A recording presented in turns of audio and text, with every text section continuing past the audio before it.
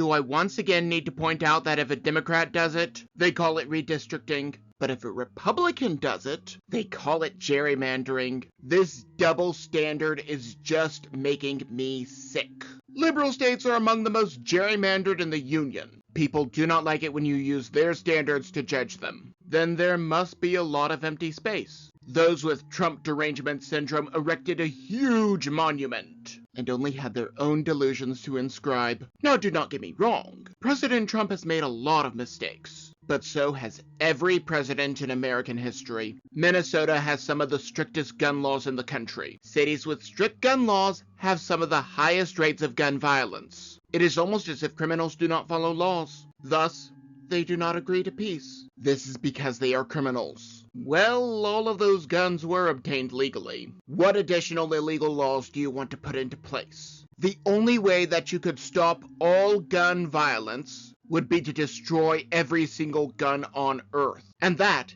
is impossible. Even if it was possible, the criminals would just make more guns. Because again, they are criminals. Something tells me that in a state with such strict gun laws, this would never happen. How about we address the manifesto of the perpetrator and the issues that he said led him to this? If so, we would end this gender nonsense. And liberals would not let that happen. Well, first of all, with every false comparison that you make comparing President Trump to a certain dictator, you cheapen the deaths of those who were killed by a certain dictator. That being said, liberals are doing a lot to stop President Trump. They are trying to assassinate him, they are suing him, trying to bankrupt him, and demonizing anyone who was ever associated with him. That is not just glaring disapprovingly. Well, first of all, government officials are protected by men with guns.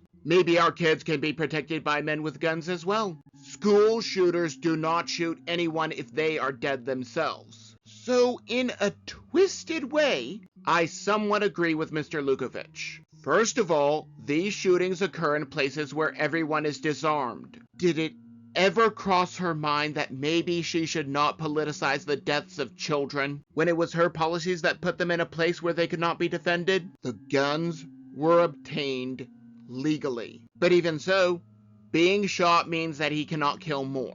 A major detail that is apparently being overlooked by Mr. Roll: the governors and mayors are the ones who have to call President Trump to request the National Guard. The same governors and mayors will not call President Trump, because then they would have to admit their own failings and shortcomings. Furthermore, as has been explained ad nauseum, the National Guard is stopping crimes, not peaceful protests. If you think that gang violence or carjackings are peaceful or a part of a culture, you need to have your head examined.